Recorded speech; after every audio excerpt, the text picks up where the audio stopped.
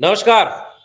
तो चुनाव जैसे जैसे आगे बढ़ता जाएगा, पूरे देश में राजनीति का गर्माहट बढ़ती जाएगी और राजनीति जितना तेजी से बढ़ेगी, तमाम मुद्दे आएंगे, सवाल आएंगे जिन पर चुनाव को प्रभावित करने का एक आधार बनेगा। एक ऐसी चीज बनेगी जिससे कि जनता के मूड को बदला जा सके। आदर्श आचार संहिता लगने के बीच आदर्श चुनाव तब होता है जब जनता के मुद्दों पर बात हो। लेकिन अभी आप देखिए जनता के मुद्दों पर कितनी बात हो रही है। सत्ताधारी भारतीय जनता पार्टी कौन कौन से मुद्दे उठा रही है, अगर इसको आप गौर से देखेंगे तो आपको पता चलेगा कि भारतीय जनता पार्टी के पास ऐसा लगता है मुद्दों की कोई कमी हो गई है। और अब वो बिहार के पूर्व उप मुख्यमंत्री और राष्ट्रीय जनता दल के नेता तेजस्वी यादव और उनके नए एलआई पार्टनर मुकेश सहनी ने एक वीडियो डाली खाने की। तो मछली खाते हुए वीडियो को दिखा करके एक झूठ के ट्रैप में फंस गए कि नवरात्र में कोई वीडियो खा रहा है ये सनातन विरोधी है और भाजपा इस पर टूट पड़े। क्या इस देश में 2024 का चुनाव ऐसे मुद्दों पर होना चाहिए? क्या इससे बड़ा मुद्दा इस देश में राजनीति का कोई नहीं है? क्या सबसे बड़ा मुद्दा यह होगा कि कौन कितना बड़ा सनातनी है, कौन नहीं है? धर्म का मुद्दा दिल का मुद्दा होता है। धर्म का मुद्दा निजी होता है, आस्था का होता है। जिसको जो मानना है माने, लेकिन इस मुद्दे पर इतना बड़ा चुनाव आप लड़ेंगे। और 2024 के भारत में यह है न्यू इंडिया। दुनिया भर के देशों में विकास के नाम पर चुनाव होते हैं। जनता के बीच आप जाते हैं तो महंगाई पर बात करते हैं, बेरोजगारी पर बात करते हैं, उन मुद्दों पर बात करते हैं जो आम जनता के हितों से जुड़े हुए हो। उन मुद्दों पर बात करते हैं जो जनता के सरोकारी मुद्दे हैं। उन मुद्दों पर बात करते हैं जिनसे रोजी रोटी, कपड़ा, मकान, शिक्षा, स्वास्थ्य, इन सब पर बात हो। और बीजेपी क्या मुद्दा बना रही है कि कौन सनातनी है कौन नहीं है। और नवरात्र में मछली खाने वाले तेजस्वी यादव सनातन विरोधी हो गए।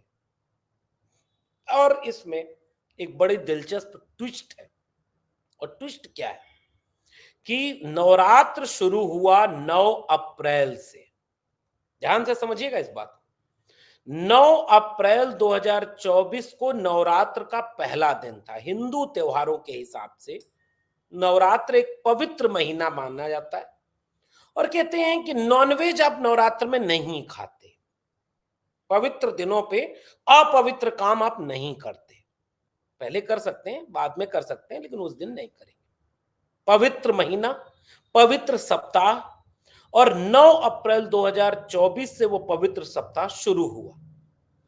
भाजपाइयों ने एक वीडियो चला दी कि इस पवित्र सप्ताह के पहले दिन बिहार के पूर्व मुख्यमंत्री तेजस्वी यादव मछली खा रहे हैं, जनता को दिखा रहे हैं, हेलीकॉप्टर में बैठ के उड़ रहे हैं और नवरात्र जैसे दिन, नवरात्र जैसे पवित्र महीने के पहले दिन ये मांस भक्षण करके, उसका सार्वजनिक प्रदर्शन करके सनातन विरोधी काम कर रहे हैं। ये मूल सनातनी नहीं है। इस पर हमला कौन कर रहा है? सामान्य लोग ने। केंद्रीय मंत्री भारत सरकार और उप मुख्यमंत्री बिहार सरकार, इतने बड़े ओहदे के लोग तेजस्वी यादव को सनातन विरोधी साबित करने में लगे हैं। सामान्य बात नहीं है। छोटे मोटे लोग ये काम नहीं कर रहे। एक छोटा मोटा कार्यकर्ता तो कुछ भी बोलता है, जैसे बीजेपी का आजकल छोटा मोटा कार्यकर्ता बोल देता है इस चुनाव में 400 सीट दीजिए ताकि हम भारत का संविधान बदल दें। छोटा मोटा, हालांकि उतने छोटे भी नहीं है, सब प्रत्याशी हैं। इस लोकसभा चुनाव के प्रत्याशी हैं बीजेपी के। और वो ये कहते हैं कि 400 सीट इसलिए चाहिए क्योंकि भारत का संविधान बदलना है। लेकिन बड़े नेता कहते हैं कि हम विकास करेंगे, मंदिर बनाए, ये वो, इस पर नाम पर प्रचार हो रहा है। अब क्या देखने को आपको मिल रहा है कि आज आपके सामने ये देखने को मिल रहा है कि बीजेपी के बिहार सरकार के डिप्टी सीएम लालू प्रसाद को सनातन विरोधी, तेजस्वी यादव को सनातन विरोधी, गिरिराज सिंह सनातन विरोधी बता रहे हैं। सब लोग इस पर बीजेपी हमला कर रही है। लेकिन असली खेल शुरू हुआ इसके बाद। तेजस्वी यादव आज जब मीडिया से मुखातिब हुए तो पत्रकारों ने उनसे पूछा कि अरे भैया, आपके ऊपर तो कह रहे हैं कि सनातन विरोधी हैं, ये देखिए मछली खा रहे हैं नवरात्र के पवित्र सप्ताह के पहले दिन ये मछली खा रहे हैं। तो तेजस्वी यादव ने उसका जवाब ये दिया कि मैं बीजेपी वालों का आईक्यू टेस्ट कर रहा था। आईक्यू मतलब समझते हैं? दिमाग का परीक्षण, कि किसकी बुद्धि कितनी तेज चलती है, धीमी चलती है, क्या सोचते हैं, इस बात का परीक्षण मैं कर रहा था बीजेपी वालों का, कितना तेज दिमाग इनका है, कैसे क्या करते हैं। ये बीजेपी वाले मेरे परीक्षण में बुरी तरह फेल हो गए, क्योंकि यह वीडियो 9 अप्रैल 2024 का है ही नहीं, यह वीडियो 8 अप्रैल 2024 का है। और तेजस्वी यादव ने मोए मोए कर दिया। आजकल तो चल रहा है मोए मोए। मोए मोए का मतलब समझते हैं? जैसे किसी को आप जब वो कर दें कि मूर्ख बना दें, उसका जो है नुकसान कर दें या हास्यास्पद बना दें, तो उसका मोए मोए हो गया। तो तेजस्वी यादव ने बीजेपी वालों का मोए मोए कर दिया। उन्होंने ट्वीट करके लिखा, चुनावी भागदौड़ एवं व्यस्तता के बीच हेलीकॉप्टर में भोजन, दिनांक 8/4/2024। और साथ में कौन है? मुकेश सहनी। और जब वो अपने मुकेश सहनी को उस वीडियो में मछली दिखाते हुए कहते हैं कि ये मुकेश सहनी मछली ले आए। मुकेश सहनी निषाद समुदाय के। मुकेश सहनी मुकेश सहनी अपना अपना प्रिय खाद्य, अपना प्रिय खाना लेकर के तेजस्वी यादव के साथ उसी हेलीकॉप्टर में बराबर की कुर्सी पर बैठे हुए हैं, और वो घर से खाना लेके आए और उसकी तारीफ करते हुए तेजस्वी यादव ने दिखा करके कहा कि इतना अच्छा खाना हम लेकर आए और हमारे मित्र हैं मुकेश सहनी जी, इनके साथ हम बैठ करके खा रहे हैं। और उन्होंने फिर मुकेश सहनी ने कहा कि इसके साथ एक मिर्ची का भी अचार ले आए, मिर्ची भी है। और कटाक्ष करते हुए इन दोनों ने कहा कि बीजेपी वालों को तो इससे खूब मिर्ची लगेगी। और बीजेपी वाले इस ट्रैप में फंस गए, मिर्ची लग गई और सनातन धर्म ये वो ऐसा कहते हुए वो टिप्पणी करने लगे। तब तेजस्वी यादव ने कहा कि मैं तो इनका आईक्यू चेक कर रहा था कि आईक्यू क्या है, दिमाग का स्तर कितना बड़ा है बीजेपी वालों का।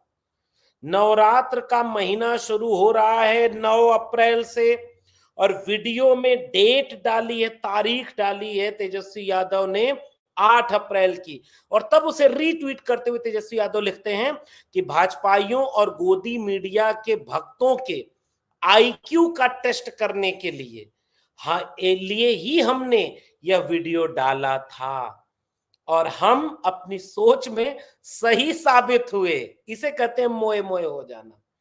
ट्वीट में दिनांक यानी डेट लिखा हुआ है, लेकिन बेचारे अंधभक्तों को क्या मालूम, आखिर में सहनी जी द्वारा मिर्ची लगने का जिक्र भी किया गया है। और वाकई मुकेश सहनी जो बीजेपी के एलाई पार्टनर हैं, उन्होंने जब ये बात कही और बीजेपी वालों ने उसे साबित कर दिया, मिर्ची लग गई। अब इस पूरी बातचीत का गांव तक बीजेपी कोशिश क्या करती है, बीजेपी फेक न्यूज चलाती है। बीजेपी और इसके लोग कोई वीडियो का क्लिप निकाल करके, आपको याद है राहुल गांधी के एक बयान को इतना दुष्प्रचारित कर दिया। आज भी अपने गांव में जाइए, फेक न्यूज क्या होती है मैं आपको एक प्रयोग करके बता रहा हूं। किसी ऐसे जो जो थोड़ा मोबाइल वोबाइल चलाता हो, थोड़ा कुछ किस्से सुनने में इंटरेस्ट हो, जिसको थोड़ा राजनीति में इंटरेस्ट हो, उससे पूछिएगा कि एक हम ऐसी मशीन लगाएंगे जिसमें पीछे से आलू डालेंगे तो आगे से सोना निकलेगा, ये कौन बोला था? तुरंत वो सब कहेंगे राहुल गांधी बोले थे।